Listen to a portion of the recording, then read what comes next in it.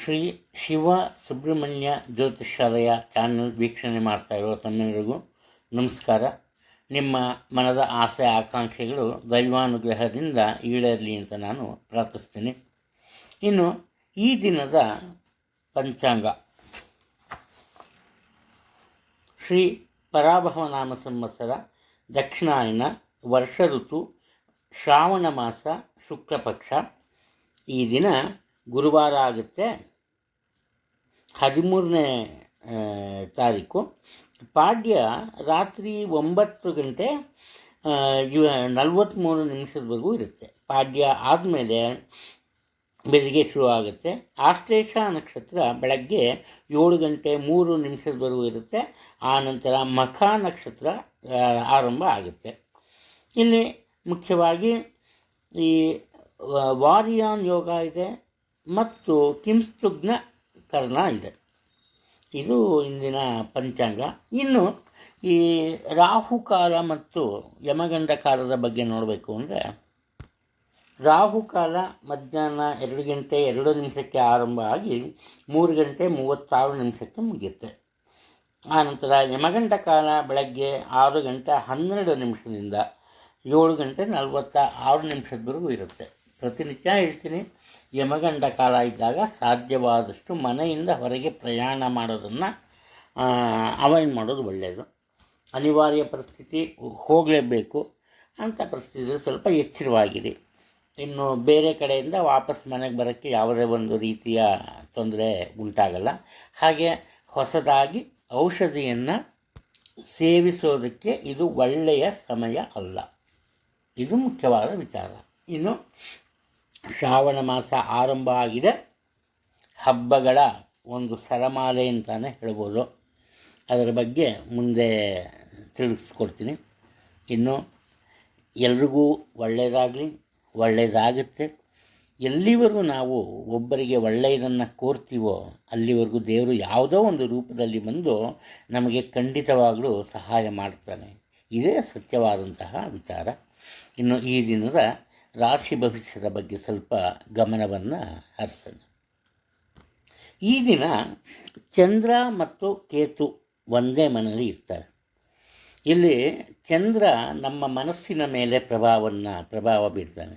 ಚಂದ್ರಮ ಮನಸ್ಸೋ ಜಾತ ಅಂತ ಬೀಳ್ತಾನೆ. ಹಾಗೆ ಈ ಕೇತು ಏನಪ್ಪ ಮಾಡ್ತಾನೆ ಅಂದರೆ, ಯಾವುದೇ ಒಂದು ಕೆಲಸ ಕಾರ್ಯ ಆಗಲಿ ಅದಕ್ಕೆ ಸ್ವಲ್ಪ ಅಡ್ಡಿಪಡಿಸ್ತಾನೆ. ಹಾಗೆ ಒಂದು ರೀತಿಯ ಭ್ರಮೆಯನ್ನು ಉಂಟು ಮಾಡ್ತಾನೆ ಕೇತು. ಈ ಕಾರಣದಿಂದ ಸಾಮಾನ್ಯವಾಗಿ ಪ್ರತಿಯೊಂದು ರಾಶಿಯವರು ಅಷ್ಟೇ ಈ ದಿನದ ಮಟ್ಟಿಗೆ ಸ್ವಲ್ಪ ಎಚ್ಚರಿಕೆಯಿಂದ ಇರಬೇಕು. ಯಾವುದೇ ವಿಚಾರ ಆಗಲಿ ಅದರಲ್ಲಿ ದಿಢೀರಂತ ತೀರ್ಮಾನ ತಗೋಬಾರ್ದು. ಸಾಧ್ಯವಾದಷ್ಟು ಈ ವದಂತಿಗಳನ್ನು ನಂಬಬಾರ್ದು.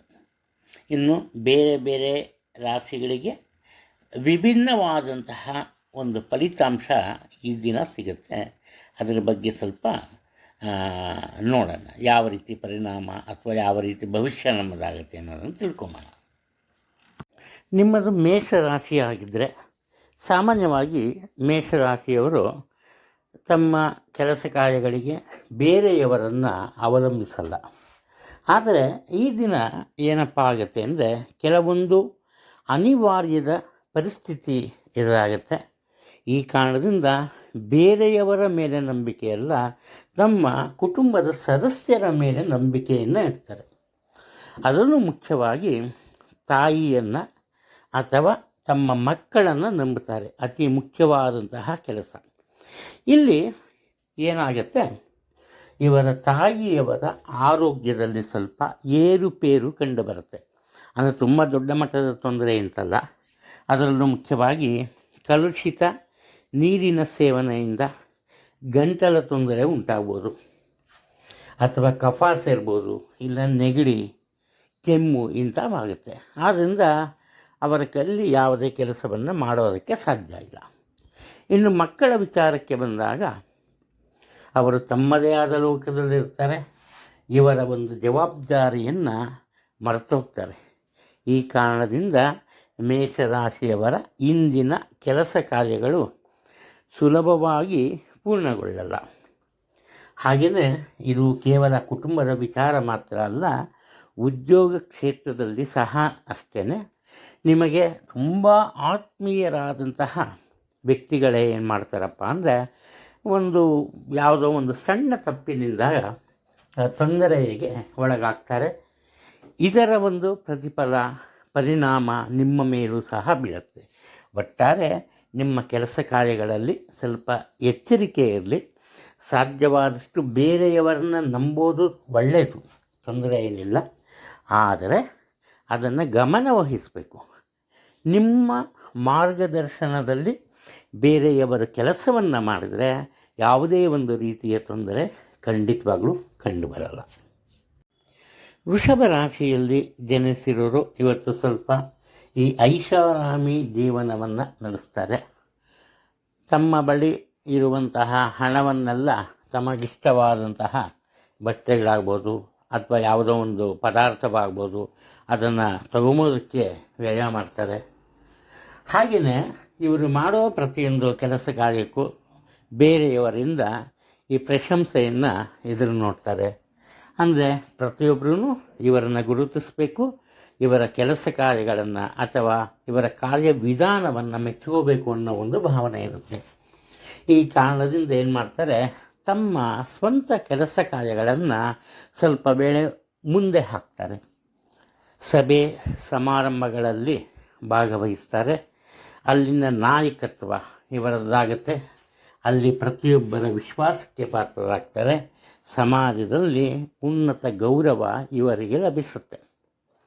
ಆ ನಂತರ ತಮ್ಮ ಸ್ವಂತ ಕೆಲಸ ಕಾರ್ಯಗಳಲ್ಲಿ ಸಹ ಹೆಚ್ಚಿನ ಪರಿಶ್ರಮದಿಂದ, ಅದಕ್ಕಿಂತಲೂ ಹೆಚ್ಚಾಗಿ ಆತ್ಮವಿಶ್ವಾಸದಿಂದ ಒಳ್ಳೆಯ ಫಲಗಳನ್ನು ಪಡೀತಾರೆ. ಯಾವುದೇ ಒಂದು ತೊಂದರೆ ಎದುರಾಗಲ್ಲ. ಹಣಕಾಸಿನ ವಿಚಾರದಲ್ಲೂ ಅಷ್ಟೇ ನಿಧಾನಗತಿ, ತುಂಬ ನಿಧಾನ ಅಷ್ಟೇ, ನಿಧಾನಗತಿಯ ಪ್ರಗತಿ ಹಣಕಾಸಿನ ವಿಚಾರದಲ್ಲಿ. ಇದೇ ರೀತಿಯ ಸಂತೋಷ ತುಂಬ ಹೊತ್ತಿರಲ್ಲ. ಇದಕ್ಕೆ ಕಾರಣ ಏನಪ್ಪ ಅಂದರೆ, ಇವರ ಮಕ್ಕಳು ಇವರ ನಿರೀಕ್ಷೆಯಂತೆ ವಿದ್ಯಾಭ್ಯಾಸದಲ್ಲಿ ಆಗೋದಕ್ಕೆ ಸಾಧ್ಯವಾಗಲ್ಲ. ಈ ಕಾರಣದಿಂದ ಇವರ ನಿರೀಕ್ಷೆಯಂತೆ ಅವರ ಸಾಧನೆ ಇರಲ್ಲ, ಅವರಿಗೆ ಮಾರ್ಕ್ಸ್ ಅದು ಬಂದಿರಲ್ಲ. ಒಟ್ಟಾರೆ ದಿನ ಕಳೆದಂತೆ ಏನಪ್ಪ ಆಗುತ್ತೆ ಅಂದರೆ, ತಮ್ಮದಲ್ಲದ ತಪ್ಪಿಗೆ ಬೇರೆಯವರಿಂದ ಇವರು ಟೀಕೆಗಳನ್ನು ಎದುರಿಸಲೇಬೇಕಾಗುತ್ತೆ. ಅದು ಒಳ್ಳೆಯ ದಿನ, ತೊಂದರೆ ಇಲ್ಲ. ಮಿಥುನ ರಾಶಿಯಲ್ಲಿ ಜನಿಸಿರೋರು ಮಾತಿನ ಮೇಲೆ ಹಿಡಿತವನ್ನು ಸಾಧಿಸ್ತಾರೆ. ಇಲ್ಲಿ ಮುಖ್ಯ ಏನಪ್ಪ ಅಂದರೆ, ತಮ್ಮ ಕೆಲಸವನ್ನು ತಾವೇ ನೋಡ್ತಾರೆ, ಬೇರೆಯವರ ಮೇಲೆ ಅವಲಂಬಿತರಾಗಲ್ಲ. ಆದರೆ ಇವರಲ್ಲಿರೋ ಒಂದು ಲೋಪ ಏನಪ್ಪ ಅಂದರೆ, ಸುಲಭವಾಗಿ ದೃಢವಾದ ನಿರ್ಧಾರವನ್ನು ತೆಗೆದುಕೊಳ್ಳಲ್ಲ.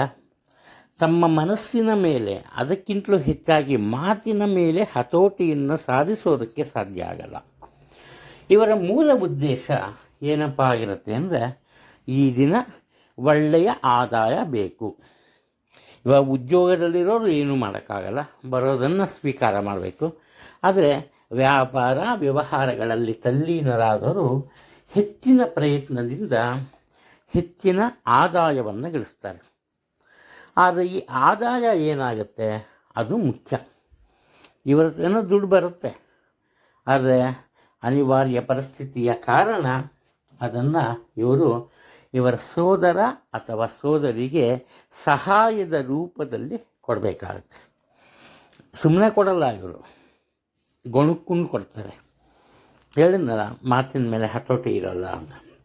ಏನಾಗುತ್ತೆ, ಇವರ ಗೊಣಗುವ ಬುದ್ಧಿ ಕುಟುಂಬದಲ್ಲಿ ಅಶಾಂತಿಯನ್ನು ತುಂಬುತ್ತೆ.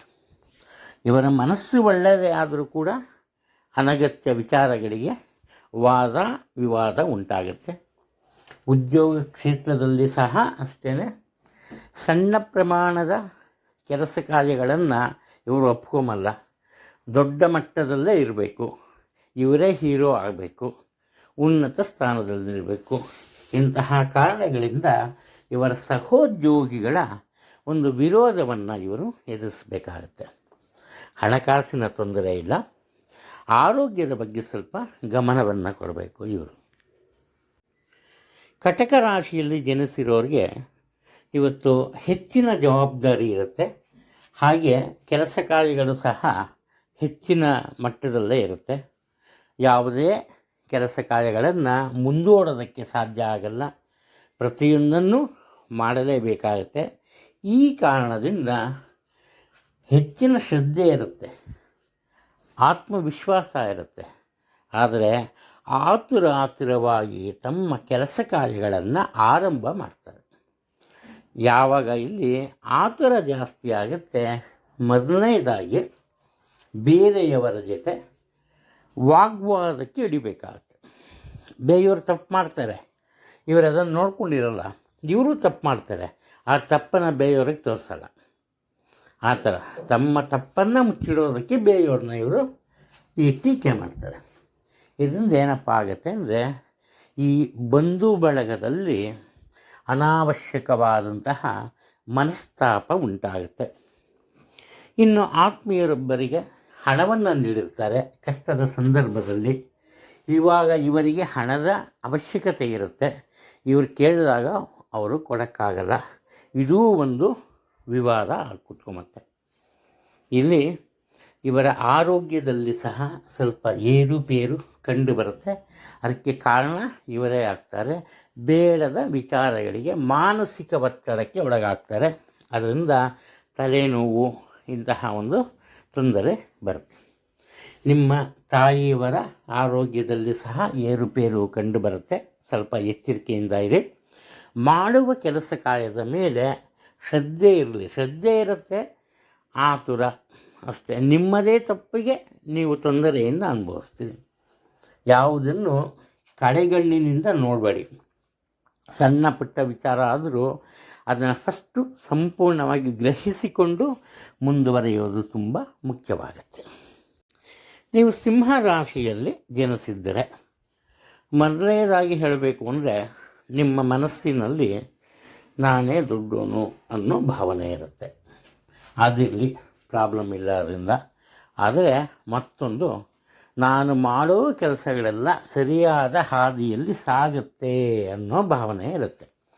ಇಲ್ಲಿ ಯಾವಾಗಲೂ ನಿಮಗೆ ನಾಯಕತ್ವ ಇರಬೇಕು, ನೀವೇ ಕ್ಯಾಪ್ಟನ್ ಆಗಿರಬೇಕು. ಉದ್ಯೋಗ ಸ್ಥಳದಲ್ಲೂ ಅಷ್ಟೇ. ಸಾಮಾನ್ಯವಾಗಿ ನೀವು ಈ ಟೀಮ್ ಲೀಡರು, ಬಾಸ್ ಇಂತಹ ಒಂದು ಉದ್ಯೋಗದಲ್ಲಿ ಇರ್ತೀರಿ. ಅಂಥವ್ರಿಗೆ ಮುಖ್ಯವಾಗಿ ಇವತ್ತೇನಪ್ಪ ಆಗುತ್ತೆ ಅಂದರೆ, ಅವರ ಅಧಿಕಾರದ ಅಡಿಯಲ್ಲಿ ಕೆಲಸ ಮಾಡೋರ ವಿರೋಧವನ್ನು ಎದುರಿಸಬೇಕಾಗತ್ತೆ. ಕಾರಣ ಏನಪ್ಪ ಅಂದರೆ, ಸರಿಯಾದ ಹಾದಿಯಲ್ಲಿ ಮಾಡ್ತಾ ಇರೋ ಅಥವಾ ಸಾಗುತ್ತಾ ಇರೋ ಕೆಲಸ ಕಾರ್ಯಗಳು ಇವರ ತಪ್ಪು ಮಾರ್ಗದರ್ಶನದಿಂದ ತೊಂದರೆಯನ್ನು ಅನುಭವಿಸುತ್ತೆ. ಅದು ಆದ್ದರಿಂದ ಮೊದಲನೇದಾಗಿ ಆತ್ಮವಿಶ್ವಾಸ ಒಳ್ಳೆಯದು, ಆದರೆ ಅತಿಯಾದ ಆತ್ಮವಿಶ್ವಾಸ ಬೇಡ. ಬೇರೆಯವರು ನಿಮಗೆ ಏನಾದರೂ ಒಂದು ಸಲಹೆ ಸೂಚನೆಯನ್ನು ಕೊಟ್ಟರೆ ನೀವು ಅದನ್ನು ಪಾಲಿಸ್ತೀರೋ ಇಲ್ವೋ ಬೇರೆ ವಿಚಾರ, ಅದನ್ನು ಕೇಳಬೇಕು. ಆದರೆ ನೀವು ಕೇಳುವಂತಹ ಮನಸ್ಥಿತಿನಲ್ಲೇ ಇರೋಲ್ಲ. ಇನ್ನು ಮನಸ್ಸಿನಲ್ಲಿ ಒಂದು ರೀತಿಯ ಗೊಂದಲದ ವಾತಾವರಣ ಇರುತ್ತೆ.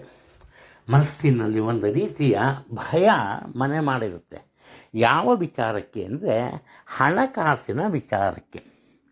ಈ ಕಾರಣದಿಂದ ಏನಪ್ಪ ಆಗುತ್ತೆ ಅಂದರೆ, ನೀವು ಸಂಪಾದಿಸಿದ ಹಣದಲ್ಲಿ ಬಹುತೇಕ ಪಾಲನ್ನು ಖರ್ಚು ಮಾಡ್ತೀವಿ. ಅದು ಯಾವ ರೀತಿ ಖರ್ಚಾಗುತ್ತಪ್ಪ ಅಂದರೆ, 100 ರೂಪಾಯಿ ತಾನೇ ಬಿಡು, 100 ರೂಪಾಯಿ ತಾನೇ ಬಿಡು ಅಂದ್ಬಿಟ್ಟು ಅದೇನಾಗಿರುತ್ತೆ, 1000ದವರೆಗೂ ಹೋಗಿರುತ್ತೆ. ಅಂದರೆ ಸಣ್ಣ ಪುಟ್ಟ ಖರ್ಚು ವೆಚ್ಚಗಳು ಹೆಚ್ಚಿನ ಮಟ್ಟದಲ್ಲಿರುತ್ತೆ. ಸ್ವಲ್ಪ ಎಚ್ಚರಿಕೆಯಿಂದ ಇರೋದು ಒಳ್ಳೆಯದು. ಕನ್ಯಾ ರಾಶಿಯಲ್ಲಿ ಜನಿಸಿರೋರು, ಇವರು ಕಡಿಮೆ ಅವಧಿಯಲ್ಲಿ ದೊಡ್ಡ ಮಟ್ಟದ ಕೆಲಸಗಳನ್ನು ಮಾಡ್ತಾರೆ. ಅದು ಯಾವ ರೀತಿನಪ್ಪ ಅಂದರೆ, ಆತುರದಿಂದ ತಮ್ಮ ಒಂದು ಕರ್ತವ್ಯವನ್ನು ಇವರು ಪೂರೈಸೋ ಕಾರಣ ಆರಂಭದಲ್ಲಿ ಇವರ ನಿರೀಕ್ಷೆಗೂ ಮೀರಿದಂತಹ ಆದಾಯ ಸಿಗುತ್ತೆ. ಇವರ ನಿರೀಕ್ಷೆಗೆ ಮೀರಿದಂತಹ ಒಂದು ರೆಸ್ಪೆಕ್ಟ್, ಗೌರವ, ಸ್ಥಾನ ಪ್ರತಿಯೊಂದು ಸಿಗುತ್ತೆ. ಆ ನಂತರ ಏನು ಮಾಡ್ತಾರೆ ಇವ್ರ ಬಗ್ಗೆ ಇವರಿಗೆ ಒಂಥರ, ಅಯ್ಯೋ ಸಾಕ್ಬಿಡು, ಎಷ್ಟು ದುಡಿದ್ರು ಇಷ್ಟೇ ತಾನೆ ಅನ್ನೋ ಒಂದು ಭಾವನೆಗೆ ಬಂದು ನಿಲ್ತಾರೆ. ಈ ಕಾರಣದಿಂದ ಯಾರೆಷ್ಟೇ ಹೇಳಿದ್ರು ಸರಿನೇ, ಎಷ್ಟೇ ಬುದ್ಧಿ ಹೇಳಿ, ಎಷ್ಟೇ ಒಂದು ಆರ್ಡರ್ ಮಾಡಲಿ, ಇವರು ಹೊಸ ಕೆಲಸ ಕಾರ್ಯಗಳನ್ನು ಆರಂಭ ಮಾಡೋದಿಲ್ಲ. ಇದಕ್ಕೆ ಕಾರಣ ಏನಪ್ಪ ಅಂದರೆ, ಒಂದು ರೀತಿ ಈ ಆತ್ಮತೃಪ್ತಿ ಇವರಿಗೆ ಲಭಿಸುತ್ತೆ. ಅದು ಈ ಕಾರಣದಿಂದ ಏನಪ್ಪ ಆಗುತ್ತೆ ಅಂದರೆ, ಇವರಿಗೆ ದೊರೆಯಬೇಕಾದಂತಹ ಒಂದು ಅಪರೂಪದ ಅವಕಾಶ ಬೇರೆಯವರ ಪಾಲಾಗುತ್ತೆ. ಹಾಗೆಯೇ ತುಂಬ ಬೇಗನೆ ಸಂಪಾದನೆ ಮಾಡಿರ್ತಾರಲ್ಲ, ಅದರಲ್ಲೂ ಮುಖ್ಯವಾಗಿ ವ್ಯಾಪಾರದಲ್ಲಿ ಬೆಳಗ್ಗೆನೇ ಒಳ್ಳೆ ಇನ್ಕಮ್ ಬಂದುಬಿಟ್ಟಿರುತ್ತೆ, ಮಧ್ಯಾಹ್ನ ಹೋಗೋದೇ ಇಲ್ಲ ವ್ಯಾಪಾರಕ್ಕೆ. ಏನಾಗುತ್ತಪ್ಪ ಅಂದರೆ, ಗಳಿಸಿದ ಹಣವನ್ನು ಖರ್ಚು ಮಾಡಲೇಬೇಕಾಗುತ್ತೆ. ಅನಿರೀಕ್ಷಿತ ಖರ್ಚು ವೆಚ್ಚಗಳು ಎದುರಾಗುತ್ತೆ. ಇದಕ್ಕೆ ಕಾರಣ ಏನಪ್ಪ ಅಂದರೆ, ಇವರ ಮನೆಯಲ್ಲಿರೋ ಈ ಸ್ತ್ರೀಯರ ಜೊತೆಗೂಡಿ ದೂರದ ಊರಿಗೆ ಅಥವಾ ದೂರದ ಸ್ಥಳಕ್ಕೆ ಪ್ರಯಾಣ ಮಾಡಬೇಕಾಗುತ್ತೆ. ಸುಮ್ಮನೆ ಪ್ರಯಾಣ ಮಾಡೋದಲ್ಲ, ಇವರೆಲ್ಲ ಹೋಗ್ತಾರೋ ಇವರ ರಿಲೇಟಿವ್ಸ್ ಇರ್ಬೋದು ಅಥವಾ ತುಂಬ ಆತ್ಮೀಯ ಸ್ನೇಹಿತರಿರ್ವರೆಗೂ ಅವರಿಗೆ ಇವರು ಹಣದ ಸಹಾಯವನ್ನು ಮಾಡಲೇಬೇಕಾಗುತ್ತೆ. ಆದ್ದರಿಂದ ಖಂಡಿತವಾಗಲೂ ತೃಪ್ತಿಯಿಂದ ಜೀವನ ನಡೆಸೋದು ಒಳ್ಳೆಯದು. ಆದರೆ ಹಣಕಾಸಿನ ವಿಚಾರದಲ್ಲಿ ಮಾತ್ರ ಸಾಧ್ಯವಾದಷ್ಟು ಒಂದು ರೀತಿ ವಿಶ್ರಾಂತಿ ತಗೊಳ್ದಿರ ಉತ್ತಮ ಗಳಿಕೆಯತ್ತ ಗಮನ ಕೊಡೋದು ತುಂಬ ಒಳ್ಳೆಯದು. ಇವತ್ತು ತುಲಾ ರಾಶಿಯಲ್ಲಿ ಜನಿಸಿರೋರು ಏನಪ್ಪ ಮಾಡ್ತಾರೆ, ತಮ್ಮ ಕೆಲಸ ಕಾರ್ಯಗಳ ಬಗ್ಗೆ ಹೆಚ್ಚಿನ ಶ್ರದ್ಧೆಯನ್ನು ತೋರಿಸ್ತಾರೆ. ಅದು ಸಣ್ಣ ಮಟ್ಟದ ಕೆಲಸವಾಗಿರಲಿ, ಏನು ಮಾಡ್ತಾರೆ ಇವರು ಅದನ್ನೇ ದೊಡ್ಡ ಬೆಟ್ಟದಂತೆ ಭಾವಿಸ್ತಾರೆ. ಈ ಕಾರಣದಿಂದ ಏನಪ್ಪ ಆಗುತ್ತೆ ಅಂದರೆ, ಇವರಿಗೆ ಈ ಮಾನಸಿಕ ನೆಮ್ಮದಿ ಇರಲ್ಲ. ತಮಗೆ ತಾವೇ ಒಂದು ಒತ್ತಡವನ್ನು ಹೇರ್ಕೋತಾರೆ. ಆದರೆ ಒಂದು ಮುಖ್ಯವಾದಂತಹ ವಿಚಾರ, ಇವರು ತಾವು ಮಾಡೋ ಪ್ರತಿಯೊಂದು ಕೆಲಸದಲ್ಲಿ ಸಹ ಒಳ್ಳೆಯ ರಿಟರ್ನ್ಸ್ ಇರುತ್ತೆ. ಅಂದರೆ ಅದರಿಂದ ಉತ್ತಮ ಅನುಕೂಲತೆಗಳನ್ನು, ಉತ್ತಮ ಫಲಿತಾಂಶವನ್ನು ಪಡ್ಕೋತಾರೆ. ಅದು ಮುಖ್ಯ. ಅದರ ಜೊತೆ ಇವ್ರಿಗೆ ಸ್ವಲ್ಪ ಈ ಆತುರದ ಮನೋಭಾವನೆ ಇರುತ್ತೆ. ಬರೀ ಅಷ್ಟು ಮಾತ್ರ ಅಲ್ಲ, ನೀವೇನಾದರೂ ಈ ಅಧಿಕಾರ ವರ್ಗದಲ್ಲಿ ಇದ್ದರೆ, ಬಾಸು, ಟೀಮ್ ಲೀಡರೋ, ಮ್ಯಾನೇಜರೋ ಅಥವಾ HM ಈ ಥರ ಏನಾದ್ರು ಇದ್ದರೆ ಏನಪ್ಪ ಮಾಡ್ತೀರಿ ನೀವು ಅಂದರೆ, ಈ ದಿನ ಬೇರೆಯವರು ಮಾಡುವಂತಹ ಕೆಲಸ ಕಾರ್ಯಗಳನ್ನು ಗಮನಿಸ್ತಾ ಇರ್ತೀರಿ, ಕಾಯ್ತಾ ಇರ್ತೀರಿ. ಅವರು ಮಾಡೋ ಒಂದು ಸಣ್ಣ ತಪ್ಪನ್ನು ದೊಡ್ಡದಾಗಿ ಮಾಡ್ತೀನಿ. ಅಂದರೆ ಬೇರೆಯವರನ್ನು ಈ ಹೀಯಾಳಿಸಲ್ಲ, ಆದರೆ ಟೀಕಿಸ್ತೀರಿ. ನೀನು ಮಾಡೋ ಕೆಲಸ ಹೀಗೆ ಇರುತ್ತೆ, ಇಷ್ಟು ವರ್ಷ ಎಕ್ಸ್ಪೀರಿಯನ್ಸ್ ಆಗಿದೆ, ಮಾಡಲ್ಲ, ಈ ಥರ. ಈ ಕಾರಣದಿಂದ ಏನಪ್ಪ ಆಗುತ್ತೆ ಅಂದರೆ, ನೀವು ಎಲ್ಲಿರ್ತೀರೋ ಅಲ್ಲಿ ಸ್ವಲ್ಪ ನೆಮ್ಮದಿಯ ಕೊರತೆ ಇರುತ್ತೆ. ನಿಮ್ಮ ಆತ್ಮೀಯರು ಸಹ ನಿಮ್ಮಿಂದ ದೂರ ಉಳಿಯೋದಕ್ಕೆ ಇವತ್ತು ತುಂಬ ಪ್ರಯತ್ನ ಪಡ್ತಾರೆ. ಸಾಧ್ಯವಾದಷ್ಟು ಬೇರೆಯವರ ತಪ್ಪನ್ನು ಮನ್ನಿಸೋದಕ್ಕೆ ಪ್ರಯತ್ನ ಪಡಿ, ಆ ತಪ್ಪನ್ನು ಸರಿಪಡಿಸೋದಕ್ಕೆ ಪ್ರಯತ್ನ ಪಡಿ.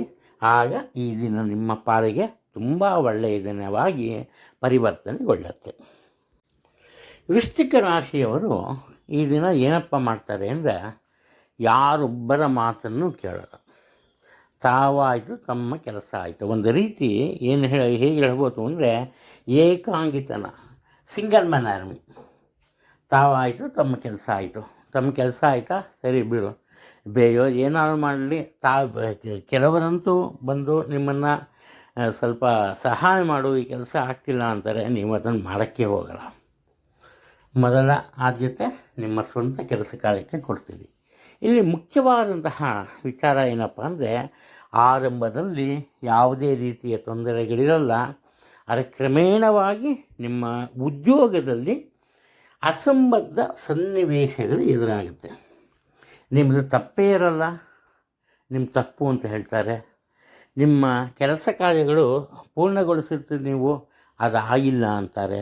ಅಂದರೆ ನಿಮ್ಮ ನಿರೀಕ್ಷೆಯನ್ನು ಸುಳ್ಳು ಮಾಡುವಂತಹ ಪ್ರಸಂಗಗಳು ನಡೆಯುತ್ತೆ. ಇಲ್ಲಿ ಮುಖ್ಯವಾಗಿ ಏನಪ್ಪ ಅಂದರೆ, ನಿಮ್ಮ ಅದೃಷ್ಟ ನಿಮ್ಮ ಹಿರಿಯ ಅಧಿಕಾರಿಗಳು ನಿಮಗೆ ಸಾಕಷ್ಟು ಬೆಂಬಲವನ್ನು ನೀಡ್ತಾರೆ. ನೀವು ಅವರ ಮನಸ್ಸನ್ನು ಗೆಲ್ಲೋದಕ್ಕೆ ಪ್ರಯತ್ನ ಪಡ್ತೀರಿ, ಅದರಲ್ಲಿ ಯಶಸ್ಸನ್ನು ಸಹ ಕಾಣ್ತೀರಿ.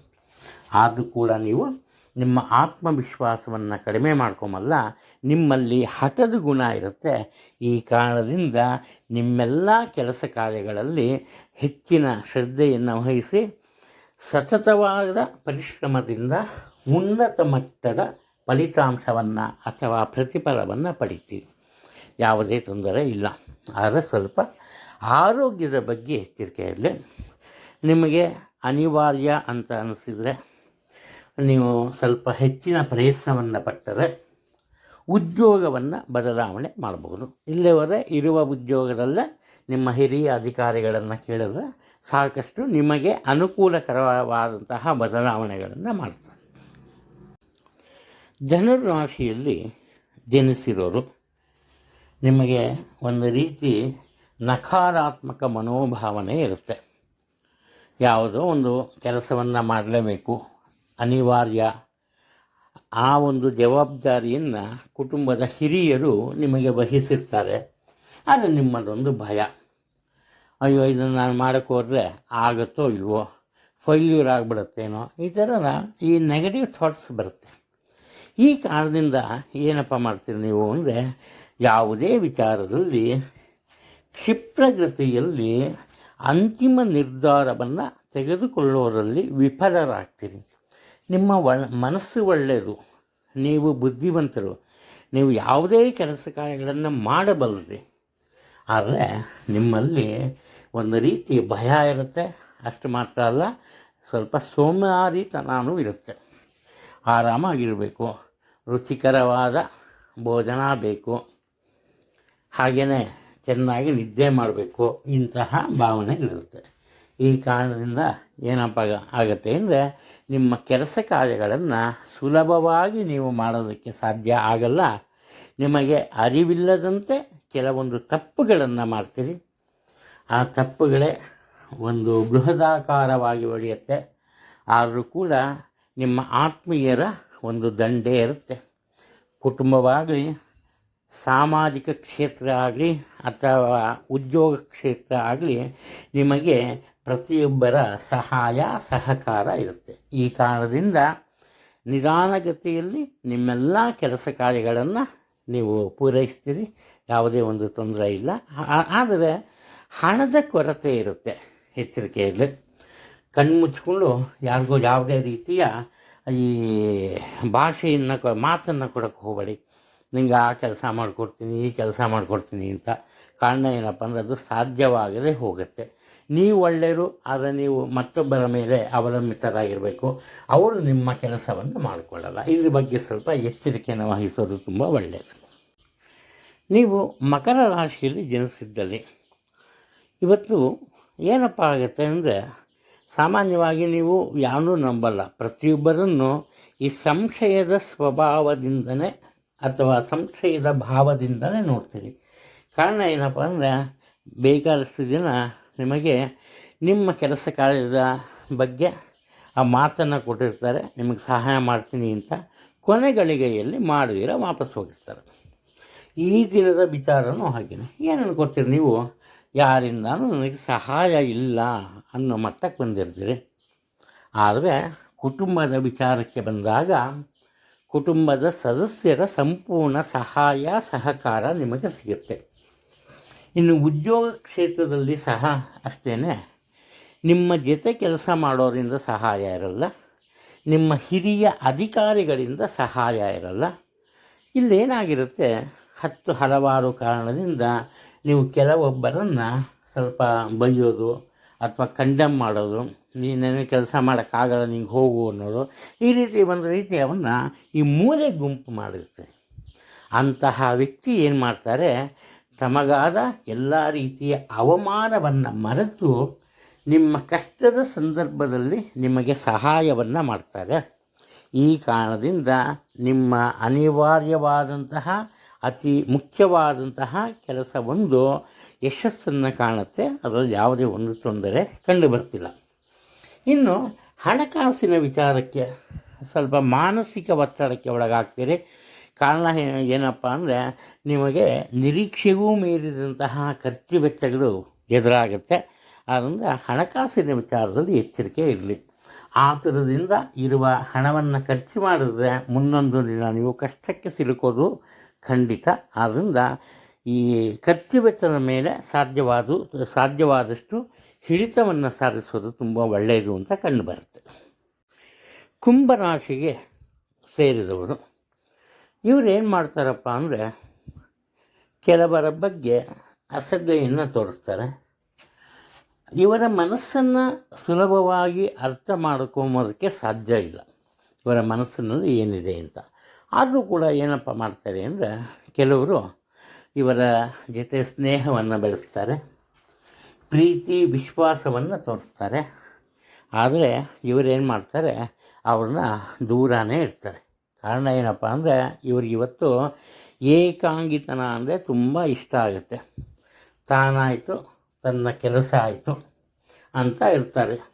ಕೇವಲ ಉದ್ಯೋಗದ ವಿಚಾರ ಅಲ್ಲ, ಕುಟುಂಬದಲ್ಲಿ ಸಹ ಅಷ್ಟೇ. ತನ್ನ ಗಂಡ ಅಥವಾ ಹೆಂಡತಿಯನ್ನು ಸಹ ಮಾತಾಡ್ಸಲ್ಲ, ಮಕ್ಕಳ ಕಡೆ ಗಮನ ಕೊಡಲ್ಲ, ಇವ್ರ ಪಾಡು ಇವರಿರ್ತಾರೆ. ಆದರೆ ಏನಪ್ಪ ಆಗುತ್ತೆ, ಇಲ್ಲಿ ತಮಗೆ ಸಹಾಯವನ್ನು ಮಾಡಬಹುದು ಅನ್ನುವಂತಹ ಜನ ಇವರಿಗೆ ಸಿಗಲ್ಲ. ಅವರ ಉದ್ಯೋಗದಲ್ಲಾದರೆ ಅವ್ರು ರಜೆ ಹಾಕೋದು ಏನೋ ಆಗಿರುತ್ತೆ, ಮನೇಲಾದರೆ ಅವರೇ ಬೇರೆ ಕಡೆ ಹೋಗಿರ್ತಾರೆ. ಇದರಿಂದ ಏನಪ್ಪ ಆಗುತ್ತೆ, ಇವರು ಬೇರೆಯವರನ್ನು ಅವಲಂಬಿಸಬೇಕಾಗುತ್ತೆ.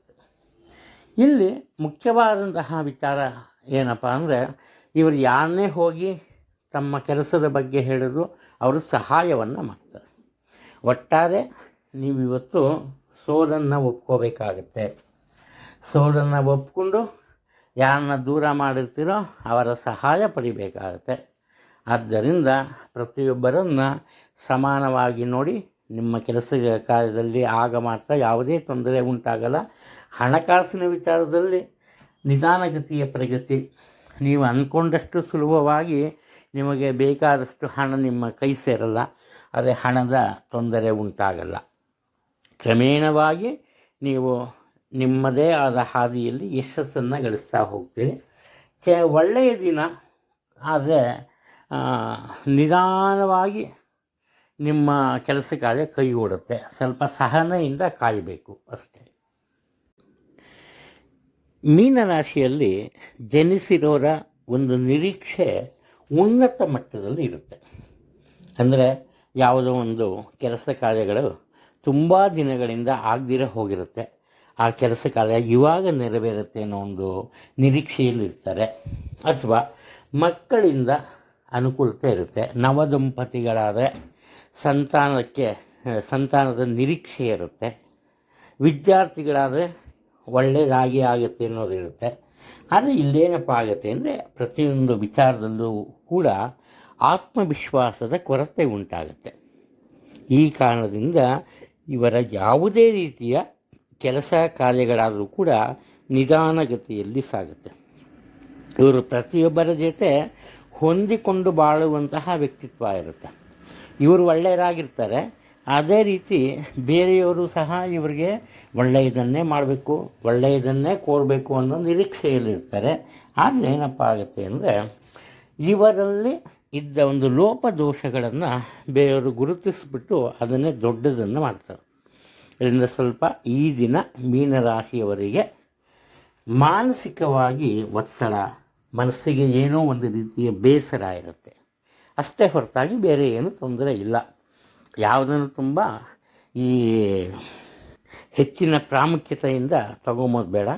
ನಿಮ್ಮ ಕೆಲಸ ಕಾರ್ಯಗಳ ಮೇಲೆ ಹೆಚ್ಚಿನ ಆಸಕ್ತಿ ವಹಿಸಿ. ಏನಪ್ಪ ಅಂದರೆ ಸತತ ಪ್ರಯತ್ನದಿಂದ ಒಳ್ಳೆಯದಾಗುತ್ತೆ. ಹಣಕಾಸಿನ ವಿಚಾರದಲ್ಲಿ ಯಾವುದೇ ತೊಂದರೆ ಇಲ್ಲ. ನಿಮ್ಮ ಅವಶ್ಯಕತೆಗೆ ಇದ್ದಷ್ಟು ನಿಮ್ಮ ಖರ್ಚು ವೆಚ್ಚಕ್ಕೆ ತಕ್ಕನಾದಂತಹ ಹಣ ನಿಮ್ಮ ಕೈ ಸೇರುತ್ತೆ. ಅದು ಇಂದಿನ ವಿಶೇಷ. ನಿಮ್ಮ ಆರೋಗ್ಯದ ಬಗ್ಗೆ ಮಾತ್ರ ಸ್ವಲ್ಪ ಗಮನ ಇರಲಿ. ಅದರಲ್ಲೂ ಈ ಫುಡ್ ಇನ್ಫೆಕ್ಷನ್ನು, ವಾಟರ್ ಇನ್ಫೆಕ್ಷನ್ನು ಈ ಥರ, ಅಥವಾ ಎಲ್ಲೋ ವಾಕಿಂಗ್ ಹೋಗ್ತಾ ಇರ್ತೀರಿ, ಇದ್ದಕ್ಕಿದ್ದಾಗೆ ಧೂಳೆದ್ಬಿಡುತ್ತೆ, ಆ ಇನ್ಫೆಕ್ಷನ್ ಆಗೋದು, ಆ ಥರ ಸ್ವಲ್ಪ ಇನ್ಫೆಕ್ಷನ್ಸ್ ಆಗೋ ಚಾನ್ಸಸ್ ಇದೆ ಇವತ್ತು. ಅದ್ರ ಬಗ್ಗೆ ಎಚ್ಚರಿಕೆಯಿಂದ ಇದ್ದರೆ ತುಂಬ ಒಳ್ಳೆಯದು.